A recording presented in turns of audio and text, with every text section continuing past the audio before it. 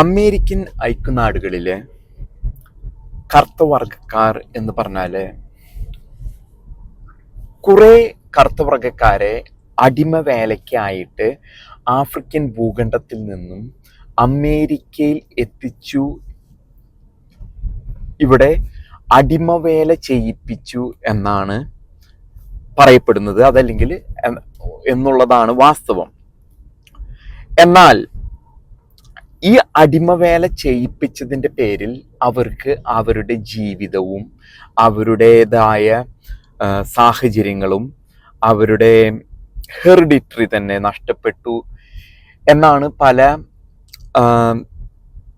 ചിന്തകരും വിശ്വസിക്കുന്നതും. അതാണ് അതിൻ്റെ വാസ്തവം.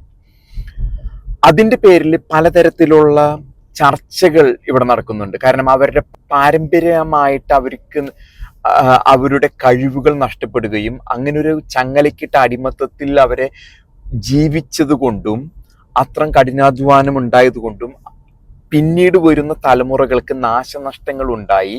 അതിൻ്റെ പേരിൽ അവർക്ക് പ്രോസ്പർ ചെയ്യാൻ പറ്റിയില്ല. കാരണം ഇപ്പോഴും നമുക്ക് കാണാവുന്ന പോലെ കറുത്ത വർഗക്കാരുടെ ഒരു അഭിവൃദ്ധി എന്ന് പറഞ്ഞാല് അത് താഴെയാണ്, സമൂഹത്തിലെ വളരെ താഴെ തട്ടിലാണെന്നുള്ളത് നമുക്ക് അമേരിക്കയിലെ പല മേഖലകളിലും അവർ അർബൻ ഏരിയാസിലാണ് കറുത്ത വർഗക്കാർ ജീവിക്കുന്നത്. ഇപ്പം ചിക്കാഗോ സൗത്ത് സൈഡ്, ന്യൂയോർക്കിൽ പോയ ഹാർലം, ബ്രോങ്സ്, ലോസ് ഏഞ്ചലസിൽ വന്നു കഴിഞ്ഞാൽ സ്കിഡ്രോ, അങ്ങനെ വലിയ വലിയ സിറ്റികളുടെ അർബൻ ഏരിയാസിലെ ഹുഡ് അവരുടെ ഒരു പ്രത്യേക ഏരിയയിലാണ് അവർ ഒരു സംഘടിതമായി ഒരുമിച്ച് അവർ താമസിക്കുകയായിരുന്നുള്ളൂ. പക്ഷെ അവരുടെ മുൻ തലമുറക്കാരെ ഇവിടെയുള്ളവര്, പ്രത്യേകിച്ച് വെളുത്ത വർഗക്കാര് അടിമകളായി കൊണ്ടുവന്ന് അവരെ ചൂഷണം ചെയ്തു. അതിന്റെ പേരിൽ അവർക്ക് നൽകാനായിട്ടുള്ള വിഹിതം നൽകണമെന്ന് പല തലങ്ങളിലും, അതായത് ഇവരുടെ കയ്യിൽ റെക്കോർഡ്സ് ഉണ്ട്. അപ്പൊ മുൻകാലങ്ങളിൽ അടിമകളായിട്ട് കൊണ്ടുവന്നവരുടെ തലമുറക്കാർക്ക് ഒരു $1 മില്യൺ, ഏകദേശം ഒരു 8.5 കോടി രൂപയോളം ഈ വ്യക്തികൾക്ക് നൽകണം എന്നുള്ള ചർച്ച പോലും ഇവിടെ നടക്കുന്നുണ്ട്. ഇവിടെ കോൺഗ്രസും സെനറ്റും ഒക്കെ ഇതിനെപ്പറ്റി ചർച്ചകൾ പല ഇവിടുത്തെ രാഷ്ട്രീയക്കാരും ഈ വിഷയം ഉയർത്തിക്കൊണ്ടുവരും. റിപ്പറേഷൻ ഫീ, അവർക്ക് സംഭവിച്ച നാശനഷ്ടങ്ങൾക്ക് വേണ്ടി, അവരുടെ മുൻ തലമുറകൾക്ക് സംഭവിച്ച നാശനഷ്ടങ്ങളുടെ പേരിൽ അവർക്ക് 8.5 കോടി രൂപ വീതം ഒരാൾക്ക് കൊടുക്കണം. അത് അമേരിക്കൻ സമ്പദ് വ്യവസ്ഥയും കറുത്ത വർഗക്കാരെയും അഭിവൃദ്ധിക്കും അവരുടെ ജീവിത സാഹചര്യങ്ങളിൽ മാറ്റം ഉണ്ടാക്കുന്നതിനും വേണ്ടി ഉപകരിക്കും എന്നാണ് അമേരിക്കയിൽ ചിന്തകൾ നടക്കുന്നത്. ഒരു പക്ഷേ നമ്മൾ ആലോചിക്കുമ്പോൾ ചങ്ങലക്കിട്ട് കപ്പലിൽ കൊണ്ടുവന്ന ഒരു സാഹചര്യം നിലനിൽക്കുന്നുണ്ട്. കാരണം they have a stake in this society. അവർക്ക് ഈ അമേരിക്കൻ മണ്ണില് അഭിവൃദ്ധിയില് ഒരു ഷെയർ ഉണ്ട്. കാരണം അവരുടെ കഠിനാധ്വാനമാണ് ഇവിടുത്തെ ഇൻഫ്രാസ്ട്രക്ചറും ഡെവലപ്മെന്റും എന്നാണ് അമേരിക്ക വിശ്വസിക്കുന്നത്. എല്ലാവരും അല്ല, അമേരിക്കയിൽ ഒരു വിഭാഗം. അതുകൊണ്ട് അവർക്ക് വേണ്ടി $1 മില്യൺ റിപ്പറേഷൻ ഫീ കൊടുക്കണം എന്നാണ് ഇന്ന് അമേരിക്കയിൽ ചർച്ച ചെയ്യപ്പെടുന്നത്. അത് ഒരു രാഷ്ട്രീയമായിട്ടുള്ളൊരു ചർച്ചയാണ്. കാരണം ഇതൊരു ജനാധിപത്യ രാജ്യമാണ്, എല്ലാവരെയും ഉൾക്കൊള്ളുന്ന രാജ്യമാണ്. 175 രാജ്യങ്ങളിൽ നിന്നുള്ള ജനങ്ങൾ ഇവിടെ വരുന്നു, പല രീതിയിലും തൊഴിലെടുക്കുന്നു, തുല്യതയിലും ജനാധിപത്യത്തിലും വിശ്വസിക്കുന്നു. ഈ രാജ്യം മുന്നോട്ട് പോകുന്നു. ഞാനിത് പറയാനുണ്ടായ സാഹചര്യം എന്ന് പറഞ്ഞു കഴിഞ്ഞാല്, നമ്മൾ മലയാളികളാണ്. ഞാൻ നേരത്തെ സൂചിപ്പിച്ച പോലെ 175 രാജ്യത്തു നിന്നുള്ള ആൾക്കാർ വരുമ്പോഴും അവരുടേതായ ഐഡന്റിറ്റി അവർ കാത്തു സൂക്ഷിക്കും. ഇപ്പൊ റഷ്യൻ ആണെങ്കിൽ റഷ്യ എന്ന് പറയും, ചൈന ആണെങ്കിൽ ചൈനക്കാരൻ എന്ന് പറയും, ഇന്ത്യക്കാരനാണെങ്കിൽ ഇന്ത്യക്കാരനാന്ന് പറയും. അതുപോലെ തന്നെ മധ്യപൂർവേഷ്യന്നോ അതല്ലെങ്കിൽ ഇപ്പൊ ഫിലിപ്പീൻസോ അർമേനിയോ ലെബനൻ, ഏത് രാജ്യത്ത് ആഫ്രിക്കൻ ഉപഭൂഖണ്ഡത്തിൽ വന്നവനാണെന്ന് പറയും, ഞാൻ ആഫ്രിക്കയിൽ നിന്ന് വന്നാന്ന് പറയും. അതല്ലെങ്കിൽ ഇവിടുന്ന് തെക്കോട്ട് ബ്രസീല്, അർജന്റീന, എൽ സാവഡോർ, ഹോണ്ടുരാസ്, മെക്സിക്കോ, അവരുടേതായ ഐഡന്റിറ്റി അവർ കീപ്പ് ചെയ്യും. ഒരു അമേരിക്കൻ എന്ന നിലയിൽ ഒരുമിച്ച് വരുമ്പോഴും അവരുടേതായ ഐഡന്റിറ്റി അവർ കീപ്പപ്പ് ചെയ്യും. ഇനി ഞാൻ പറയാൻ വരുന്ന വിഷയത്തിലേക്ക് കടക്കുമ്പോൾ,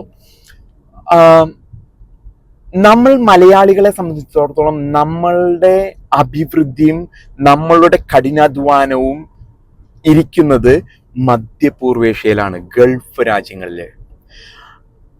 ഈ ഗൾഫ് രാജ്യങ്ങളിൽ 35 ലക്ഷത്തിനും 40 ലക്ഷത്തിനും ഇടയിൽ, ഗൾഫ് രാജ്യങ്ങളിൽ മാത്രം മലയാളികൾ, അത് മൊത്തം കേരള സമൂഹത്തിന്റെ ഏകദേശം ഒരു 10% വരും. ഈ ഒരു ജനസംഖ്യ, ഈ മലയാളികള് അവിടെ മരുഭൂമിക്ക് നടുക്ക് പണിതുയർത്തിയുന്ന ബഹുനില കെട്ടിടങ്ങളും കെട്ടിട സമുച്ചയങ്ങളിലും ഈ മലയാളിയുടെ കഠിനാധ്വാനമുണ്ട്. ഞാൻ നേരത്തെ സൂചിപ്പിച്ച കറുത്തവർഗക്കാരുടെ അടിമത്തത്വം പോലെ തന്നെ ചോരയും വിയർപ്പും അവിടെ ഒഴുക്കിയാണ് അങ്ങനെയുള്ള ബഹുനില സൗധങ്ങള് കെട്ടിപ്പൊക്കിയിരിക്കുന്നത്. ഒരുപക്ഷെ ഞാൻ നേരത്തെ സൂചിപ്പിച്ച പോലെ ചങ്ങലക്കിട്ട് കറുത്തവർഗക്കാരെ കൊണ്ടുവന്ന് ഇവിടെ വർക്ക് ചെയ്യിപ്പിച്ചതിലും കൂടുതലായിട്ട് ആ മരുഭൂമിയിലെ 40-45 ഡിഗ്രി സെൽഷ്യസിലും വർക്ക് ചെയ്ത മലയാളികൾ നമ്മൾ ഓരോരുത്തരും അറിയും. അറിയാത്തവരായിട്ട് ആരും തന്നെ കേരളത്തിൽ ജീവിക്കുന്നില്ല. അപ്പം ഈ പറഞ്ഞ മലയാളിക്ക് ആ ഗൾഫ് രാജ്യങ്ങളുടെ മണ്ണിൽ ഒരു സ്റ്റേക്ക് ഉണ്ട്. നമ്മൾ പണിതുയർത്തിയതാണ് ആ കെട്ടിടം എന്ന് പറയാനായിട്ട്. ഒരു പക്ഷെ നമ്മളിത് പറയുമ്പോ അത് അറബിയുടെ അല്ലേ പറയുന്നവർക്ക് പറയാം. പക്ഷെ ജനങ്ങളിലും ജനാധിപത്യത്തിലും തുല്യതയിലും വിശ്വസിക്കുന്നവർക്ക് ശക്തമായിട്ട് തന്നെ പറയാം, ആ മണ്ണിൽ നമുക്കൊരു സ്റ്റേക്ക് ഉണ്ട്. എനിക്കല്ല, അവിടെ കഠിനാധ്വാനം ചെയ്ത എല്ലാ മലയാളികൾക്കും ഒരു സ്റ്റേക്ക് ഉണ്ട്. ഞാനിത് പറയാനുണ്ടായ സാഹചര്യം എന്ന് പറഞ്ഞാല്, നമുക്ക് അറിയാം എന്തുകൊണ്ടാണ് നമ്മുടെ സർക്കാരുകള്, ജനാധിപത്യമാണ്, ഇന്ത്യ ഒരു ജനാധിപത്യമാണ്, കേരളം അതിന്റെ ഭാഗമാണ്, എന്തുകൊണ്ടാണ് നമ്മുടെ മലയാളികള് ഇതിനെപ്പറ്റി ഒരക്ഷരം സംസാരിക്കാത്തത്? നമ്മുടെ രാഷ്ട്രീയ, സാമൂഹിക, സാംസ്കാരിക രംഗങ്ങളിലുള്ളവര്, നമ്മുടെ മാധ്യമ, സിനിമ, കലാ രംഗത്തുള്ളവര് എന്തുകൊണ്ടാണ് ഈ ഒരു വിഷയത്തെ പറ്റി ചർച്ച ചെയ്യാത്തത്? എന്തുകൊണ്ടാണ് നമ്മൾ ഇതുപോലെ അടിമപ്പെട്ടു പോയത്? നമുക്കൊന്ന് വ്യക്തമായിട്ടും ഇതിനെക്കുറിച്ച് ഒന്ന് ചിന്തിക്കാം. ഒരു പക്ഷേ അറബികളോട് അമിത വിദ്വേയത്വം നമ്മൾ കാണിക്കുന്നുണ്ടോ? അതെന്തിനു വേണ്ടി? ആരാണ് ഇങ്ങനെയുള്ള പ്രവൃത്തികൾ ഏർപ്പെട്ടിരിക്കുന്നത്? എന്തുകൊണ്ടാണ് ഇത്രയും രാഷ്ട്രീയ പ്രബുദ്ധത ഉണ്ട് എന്ന് പറയുന്ന മലയാളി ഈ ഒരു വിഷയം ഏറ്റെടുക്കാത്തത്? അവരെന്തുകൊണ്ട് ഇതിനെപ്പറ്റി സംസാരിക്കുന്നില്ല? പ്രത്യേകിച്ച് മാധ്യമങ്ങള്. ഞാൻ ഇത് പറയാനുണ്ടായ സാഹചര്യം എന്ന് പറഞ്ഞാല്, കഴിഞ്ഞ ദിവസം ഞാൻ മീഡിയ വണ്ണിലെ പലപ്പോഴും അവര് വിമർശിക്കാറുണ്ട്. അതവരുടെ ജനാധിപത്യമായതുകൊണ്ടുള്ള അവരുടെ അവകാശമാണ് വിമർശിക്കാനായിട്ട്. മറ്റു പലരും ഹെയ്റ്റ് സ്പീച്ച് നടത്തുന്നു, വിദ്വേഷ പ്രസംഗം. പ്രമോദ് രാമൻ നയിക്കുന്ന മീഡിയ വൺ, അതിൽ ചർച്ചകൾ നടത്തുന്ന ദാവൂദ്, അതല്ലെങ്കിൽ അജിംസ്, ഇവര് പ്രത്യേകിച്ച് അജിംസ് ഇന്നലെ ഇരുന്ന് പറയുന്നുണ്ടായി, സാമൂഹ്യ മാധ്യമങ്ങളില് യൂട്യൂബേഴ്സും മറ്റും വിദ്വേഷ പ്രസംഗങ്ങൾ നടത്തുന്നു. എന്താണ് വിദ്വേഷ പ്രസംഗങ്ങൾ എന്നതുകൊണ്ട് അജിംസ് ഉദ്ദേശിച്ചതെന്ന് വ്യക്തമാക്കിയില്ല. പക്ഷെ ഇതൊക്കെയാണോ മറ്റുള്ളവർ പുറത്തു കൊണ്ടുവരാൻ നിങ്ങൾ എന്തുകൊണ്ട് ഇത്തരത്തിലുള്ള വിഷയങ്ങൾ? കാരണം ചോര നീരാക്കി പ്രവർത്തിക്കുന്ന 35 ലക്ഷം 40 ലക്ഷം മലയാളികളുടെ ജീവിതത്തെ പറ്റി നിങ്ങൾ പ്രതിപാദിക്കുന്നില്ല. ഏകദേശം ഒരു 25ഓളം മലയാളം ചാനലുകൾ, മാധ്യമങ്ങൾ സംസാരിക്കുന്നില്ല. അധ്വാനിക്കുന്ന ജനവിഭാഗത്തിൻ്റെതെന്ന് പറയുന്ന കമ്മ്യൂണിസ്റ്റ് പാർട്ടികൾ ഈ വിഷയം സംസാരിക്കുന്നില്ല. ഇവർക്ക് അറബികളോട് വിധേയത്വമാണോ? എന്തിന്റെ പേരിൽ ഇത് പറയുന്നില്ല? ഞാൻ ഈ ഒരു കാലഘട്ടത്തില് ഒരു അറബ് വംശജൻ ഇവിടെ അമേരിക്കയില്, അവര് ഇവിടെ വരുമ്പോ അവരുടെ വേഷവിധാനങ്ങൾ മാറ്റും. അവര് അവരുടെ മറ്റേ തലയെക്കെട്ടോ ഒരു ലോഹയൊന്നും ഇല്ലാതെയാണ് ഇവിടെ നടക്കുള്ളൂ. കാരണം ഇവിടെ അവരുടെ ആ ഒരു വേഷവിധാനം ഇവിടെ അംഗീകരിക്കപ്പെടാത്തത് കൊണ്ടായിരിക്കാം അവര് അങ്ങനെയാണ്. അങ്ങനെ തുല്യരായിട്ട് ഇവിടെ അവരായാലും സായിപ്പായാലും കറുത്തവർഗക്കാരനായാലും ഇന്ത്യക്കാരനായാലും, ഞാൻ പറഞ്ഞ 175 രാജ്യങ്ങളിൽ നിന്നുള്ളവരെ എല്ലാവരെയും തുല്യരായിട്ടാണ് കിടക്കുന്നത്. ഒന്നൊന്നിന് മേലെയായിട്ട് കണക്കാക്കുന്നില്ല. അങ്ങനെ ഈ അറബ് വംശജനെ ഞാൻ കണ്ടപ്പോൾ അദ്ദേഹത്തിന് പെട്ടെന്ന് മനസ്സിലാവും, ഐഡന്റിഫൈ ചെയ്യാം. കാരണം ഞാൻ നേരത്തെ സൂചിപ്പിച്ച 35-40 ലക്ഷം മലയാളികള് അറബ് നാടുകളിൽ ജോലി ചെയ്യുന്നു. അപ്പൊ പെട്ടെന്ന് അദ്ദേഹം എന്നെ ഐഡന്റിഫൈ ചെയ്തത്, ഹേയ് മലബാറി. അപ്പൊ ഞാൻ അത്ഭുതപ്പെട്ട്, ഞാൻ ഹേയ് ഹൗ യു നോ? അപ്പൊ അദ്ദേഹം പറഞ്ഞു, ഞങ്ങളുടെ നാട്ടിൽ നിറച്ച് നിങ്ങളുടെ ആൾക്കാരാണ്, മലയാളമാണ് ഞങ്ങളുടെ ഭാഷ, ഞങ്ങൾ അതാണ്. അങ്ങനെ കുറെ സംസാരമൊക്കെ കഴിഞ്ഞപ്പോ ഞങ്ങള് കൂടുതൽ സൗഹൃദത്തിലായി. സംസാരിച്ചു കഴിഞ്ഞപ്പോ ഇദ്ദേഹം എന്നോട് പറയാണ്, മലയാളികൾ വളരെ അധ്വാനിക്കുന്നവരാണ്. അവിടെ ഗൾഫ് രാജ്യങ്ങളൊക്കെ കെട്ടിപ്പൊക്കിയത് ഈ മലയാളികളാണ്. മലയാളികളോട് അറബികൾ എന്നും കടപ്പെട്ടിരിക്കുന്നു എന്ന്. അപ്പൊ അവര് നമ്മളോട് കടപ്പെട്ടിരിക്കുന്നു എന്നാണ് പറയുന്നത്. കാരണം ഇത്രയും പേരത്ത് ഈ 35 ലക്ഷം ജനങ്ങളെ man power, human resource, man power, അതും ലോകത്തില് ഒരു പക്ഷെ നമ്മളിപ്പോ ഈ ബുദ്ധിപരമായിട്ട് കാൽക്കുലേറ്റ് ചെയ്യുമ്പേ ജൂതനോ വെള്ളക്കാരനോ ഒക്കെ കഴിഞ്ഞാൽ ലോകത്തിലെ ഏറ്റവും ബുദ്ധിയുള്ള വിഭാഗത്തിൽപ്പെട്ട ഒരു വിഭാഗമാണ് ഈ മലയാളി എന്ന് പറയുന്നത്. പ്രത്യേകിച്ച് ഏത് സാഹചര്യങ്ങളോടും ചേർന്ന് അവർക്ക് ജോലികൾ ചെയ്ത് അവരുടെ കാര്യങ്ങൾ നോക്കാം. അതുകൊണ്ടാണ് ഗൾഫ് രാജ്യങ്ങളൊക്കെ നമുക്ക് പോയി ഇത്ര പെട്ടെന്ന് ഇങ്ങനെ, ഗൾഫ് രാജ്യങ്ങൾ തന്നെയല്ല ലോകത്തിന്റെ പല രാജ്യങ്ങളിലും പ്രദേശങ്ങളിലും നമുക്ക് കടന്നു ചെല്ലാനും നമ്മുടേതായ ഐഡന്റിറ്റി നമുക്ക് പുറത്തെടുക്കാനും സാധിച്ചത്. അപ്പൊ ഈ അറബ് വംശജൻ എന്നോട് പറയാണ്, നിന്റെ രാഷ്ട്രീയക്കാരുടെ എല്ലാ ഇടതന്റെയും വലതന്റെയും തല അറബിയുടെ കക്ഷത്തിലിരിക്കണേന്ന് പറയണേ. ഇങ്ങനെ ഇത് കൂട്ടിപ്പിടിച്ചേക്കണ്. കാരണം അവര് ഒരു അടിമകളെ വിറ്റ മാതിരിയാണ് ഈ നമ്മുടെ രാഷ്ട്രീയക്കാർ ഗൾഫ് രാജ്യങ്ങളിൽ നമുക്കറിയാം. ഇടയ്ക്കിടയ്ക്ക് പോകുന്നു, ദുബായിൽ പോകുന്നു, ഖത്തറിൽ പോകുന്നു, സൗദിയിൽ പോകുന്നു, അവരെ സ്വീകരിക്കുന്നു. വലത് കൈയില് രാഷ്ട്രീയക്കാരുടെ കക്ഷത്തില് രാഷ്ട്രീയക്കാരും ഇടത് കക്ഷത്തില് മാധ്യമങ്ങളും സിനിമക്കാരും പിടിച്ചിങ്ങനെ ഞെക്കി വെച്ചേക്കാന്നാ പറയുന്നത് ഈ അറബികള്. കാരണം അവർക്കൊന്നും അനങ്ങാനോ മിണ്ടാനുള്ള സ്വാതന്ത്ര്യം ഇല്ല. അങ്ങനെയാണ് ഈ അടിമ ചന്ത അവര് നടത്തുന്നത്, നമ്മളുടെ മലയാളികളുടെ ചോരയും നീരും പിഴിഞ്ഞെടുക്കുന്നത്. അപ്പൊ ഈ മീഡിയ വണ്ണില് വിമർശിച്ചവരോട് ഞാൻ ചോദിക്കുകയാണ്, അതല്ലെങ്കിൽ കൈരളി ചാനല്, അധ്വാനിക്കുന്ന ജനവിഭാഗത്തിന്റെ ഉള്ള കൈരളി ചാനല്, നിങ്ങൾ എന്തുകൊണ്ട് ഈ 35 ലക്ഷം ജനങ്ങളുടെ 3.5 മില്യൺ പീപ്പിൾ, ലോകത്തിൽ വലിയൊരു ജനസംഖ്യയാണ്, ഇവരുടെ വിഷയം എന്തുകൊണ്ട് നിങ്ങൾ പുറത്തു കൊണ്ടുവന്നില്ല, ലോക ശ്രദ്ധയിൽ കൊണ്ടുവന്നില്ല? എന്തുകൊണ്ട് അവരുടെ അടിമത്തത്തിനെ പറ്റി നിങ്ങൾ സംസാരിച്ചില്ല? ഈ മീഡിയ വൺ പറഞ്ഞില്ലേ, നിങ്ങൾ പറഞ്ഞിരുന്നു ഞാൻ മിണ്ടാണ്ടിരിക്കാം. അജിംസെ, പ്രമോദ് രാമ, ദാവൂദേ, നിനക്ക് പറ്റോ ഈ 35 ലക്ഷത്തിന്റെ അടിമത്തം അവിടെ കൊണ്ടുപോയി മരുഭൂമിയിൽ 45 ഡിഗ്രി സെൽഷ്യസ് ചൂടില്? എന്റെ സഹോദരിമാരെ, നിങ്ങൾക്കറിയില്ല, നിങ്ങൾ കണ്ടിട്ടില്ല എങ്ങനെയാണ് ഇവിടെ അടക്കി 6ഉം 8ഉം ആൾക്കാരെ അടക്കി വെച്ചിരിക്കുകയാണ്. എന്റെ ഏറ്റവും പ്രഥമമായിട്ടുള്ള കാര്യം നമ്മുടെ സഹോദരന്മാരാണ്, അവർക്ക് വേണ്ടി സംസാരിക്കുക എന്നുള്ളതാണ്. അറബിയാണെങ്കിൽ അറബിയുടെ കളി അവിടെ എടുത്താൽ മതി. അറബി ഇവിടെ വന്നെടുത്ത അറബികളുണ്ട്. എനിക്കറിയാം. ഞാൻ ഒരു ഉദാഹരണം പറയാം.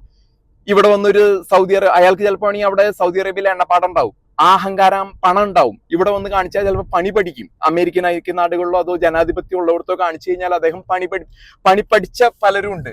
ഇദ്ദേഹത്തിന് ഒരു 5-6 കോടിയുടെ ഒരു ലാംബർഗിനി കൊണ്ട് നോ പാർക്കിങ്ങിൽ പാർക്ക് ചെയ്തിരിക്കുക. ഹെവി ട്രാഫിക് ഉള്ളതാണ്. ഒരു 5-6 കോടി രൂപയുടെ ലാംബർഗിനിയെ കൊണ്ട് ഇട്ടേക്കണേ. അപ്പൊ ഒരു കറുത്ത വംശജനായ പോലീസ് ഉദ്യോഗസ്ഥൻ വന്നിട്ട് നേരെ ടോ ട്രക്ക് വിളിച്ചു ഈ സാധനം കയറ്റി കൊണ്ടുപോയിക്കൊണ്ടിരിക്കുകയാണ്. അപ്പൊ ഇവൻ വന്നിട്ട് പറയുന്നു, ഞാൻ ആരാണെന്നറിയോ, നിനക്കറിയോ അറബീൻ ആരാണെന്ന്, എന്തൊക്കെ ഇത് ചെയ്യാണ്. നേരെ അതിനും പിടിച്ച് വിലം കിട്ടാനായിട്ട് വണ്ടിയിലിട്ട്, അവന്റെ വണ്ടിയിലിട്ട് പെട്രോൾ കാറിലിട്ട് അതിനും കൊണ്ടുപോയി.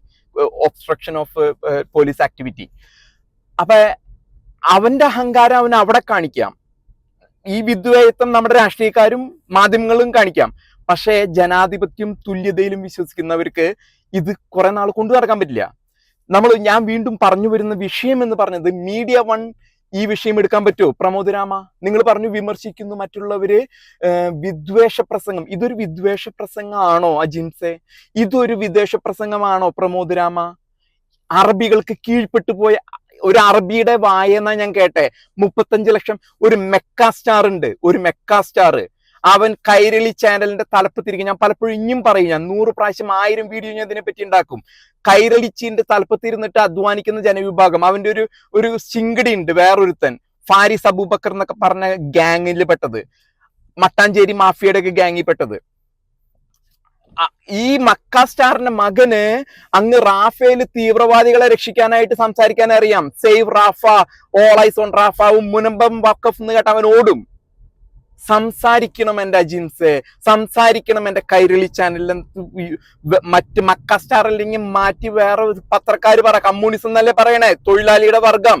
ഈ 40 ലക്ഷം 35 ലക്ഷം മരുഭൂമിയിൽ അധ്വാനിക്കുന്ന തൊഴിലാളി വർഗം കഴിഞ്ഞിട്ടേ മലയാളിക്ക് ഏത് തൊഴിലാളി വർഗമുള്ളൂ.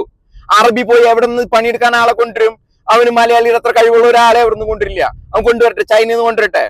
ചൈനക്കാരൻ സമ്മതിക്കില്ല ഇപ്പൊ ഇതുപോലെ ഒന്നും അടിമത്തത്തിന്. അല്ലെങ്കിൽ തമിഴ്നാട്ടിൽ നിന്ന് കൊണ്ടുവരുമോ? യു പിന്നോ നേപ്പാളിൽ നിന്നോ? ലോകത്തിന്റെ എവിടെ നിന്ന് കൊണ്ടുവന്നാലും ഇത്രയും കഴിവുള്ള ഒരു ജനത്തിന് അടിമകളായിട്ട്. എന്നിട്ട് അവിടെ 6-7 ആൾക്കാർ ചെറു മുറികളില് ഈ ചാളടക്കി വെച്ചോണം ഇങ്ങനെ അട്ടിയിട്ട് വെച്ചേക്കാം, AC യിലെ ഈ ചൂട്ടത്ത്. അതിനെ പറ്റി സംസാരിക്കാൻ പറ്റുമോ അജിൻസെ? വിദ്വേഷ പ്രസംഗമല്ല, ഉണ്ടെങ്കിൽ പറ, നീ സംസാരിച്ചു തുടങ്ങി നമുക്ക് ഒരുമിച്ചിരുന്ന് സംസാരിക്കാം. അതാണ് ഏതൊരു മലയാളിയും ഇന്നിരുന്ന് സംസാരിക്കേണ്ട വിഷയം.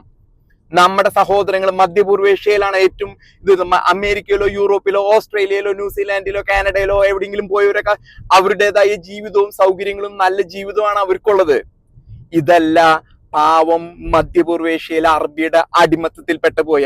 ഞാൻ നേരത്തെ കറുത്തവർഗക്കാരന്റെ ഒരു അടിമത്തത്തെ പറ്റി സംസാരിച്ചില്ലേ, അതിലും വളരെ ദയനീയമാണ്. ഞാൻ നേരിട്ട് പോയി കണ്ടിട്ടുണ്ട്. പ്രമോദ് രാമൻ കണ്ടോ? ഇപ്പൊ ഈ മക്ക സ്റ്റാറൊക്കെ ഇവിടെ ഈ ഗൾഫ് രാജ്യങ്ങളിലോ ദുബായിലോ ഇവിടെയൊക്കെ ചെല്ലുന്ന സമയത്ത് അവര് വലിയ സ്വീകരണം സ്വീകരിക്കാൻ. കാരണം അടിമകളുടെ മുതലാളിയെ വന്നേക്കാണ്, വലിയ ഫാഷനായിട്ട് വന്നേക്കാണ്. ഈ കാര്യത്തെ പറ്റി പറയണം മക്ക സ്റ്റാർ. ഈ 35 ലക്ഷത്തിന്റെ ഒരു മുറിയിൽ 2 ആള്, നല്ല എയർ കണ്ടീഷൻ, 45 ഡിഗ്രിയിൽ പാവം ചൂട്. ഇവിടുത്തെ പാവം അവരുടെ ഭാര്യമാരുടെ കെട്ടുതാലിയും ഭൂമിയും പണയം വെച്ചിട്ടാണ് ഇവരവിടെ പോയി അധ്വാനിക്കുന്ന. നിസാര പൈസക്ക് അവർക്ക് വേതനം, അവരുടെ വേദന. വേറെ ഒരു മോള് മുതലാളിയുണ്ട് അടിമച്ചന്ത നടത്താൻ, എന്നിട്ട് നടത്തുന്നവരായി. ഇതിനെ പറ്റി ഞാൻ വേറെ പിന്നീട് വീഡിയോ ചെയ്യാം. ഞാനൊരു 1000 വീഡിയോ എങ്കിലും ഇതിനെ പറ്റി ചെയ്യും. ഇതാണോ അജിൻസെ താങ്കൾ പറഞ്ഞ വിദ്വേഷ പ്രസംഗം? ഇതാണോ? ശ്രദ്ധിച്ച് കേൾക്കണം മലയാളി ജനത. ദുരിതാണ്. 35 ലക്ഷം 40 ലക്ഷത്തോളം മലയാളികൾക്ക്, കേരളത്തിന്റെ 10%. ഈ ഗൾഫുകാരുടെ പണം തന്നെയാണ് നമ്മളെല്ലാവരും അനുഭവിക്കാതെ. രാഷ്ട്രീയക്കാരും ഇവരൊക്കെ വലിയ പങ്ക് പറ്റി അടിമച്ചന്തയ്ക്ക് വേണ്ടിയിട്ട് അവിടെ ആൾക്കാരെ, പാവങ്ങളെ കൊണ്ടുവിട്ടേക്കാ, നമ്മുടെ സഹോദരന്മാരെ. അതിനെപ്പറ്റി പറയാൻ പറ്റുമോ പ്രമോദ് രാമ? മക്ക സ്റ്റാറിന്റെ കൈരളി ചാനലിൽ പറയാൻ പറ്റുമോ? നിർത്തിപ്പോടോ, വിദേശ പ്രസംഗം തന്നെ നടത്തും. നിർത്തിപ്പോ. നീയൊക്കെ നിന്നെ കൊണ്ടൊക്കെ തുല്യതയും ജനാധിപത്യം എന്താണെന്നൊക്കെ പഠിപ്പിക്കുക തന്നെ ചെയ്യാ ജിൻസെ.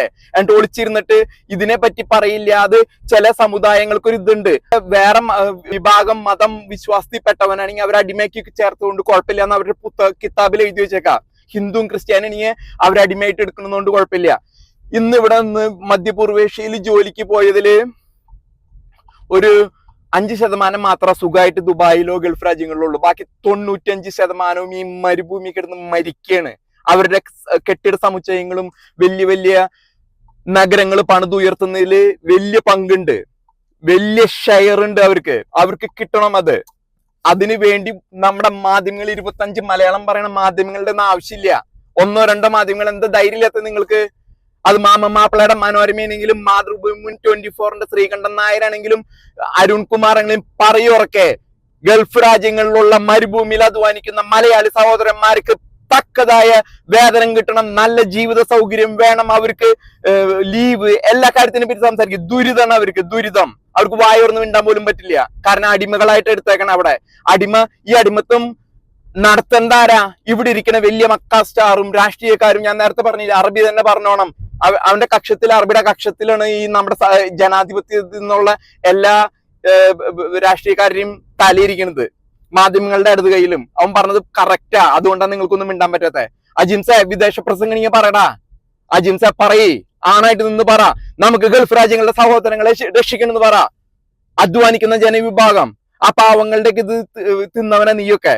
നീ ആയാലും ആ പാവങ്ങളുടെ അധ്വാനത്തിന്റെ ഒരു പങ്ക് പറ്റാത്ത ഒരു മലയാളിയും ഇല്ല. അപ്പൊ ഇതൊക്കെ ഇങ്ങനെയൊക്കെ പറയാൻ പറ്റുമെന്ന് നോക്ക് നിങ്ങൾക്ക്.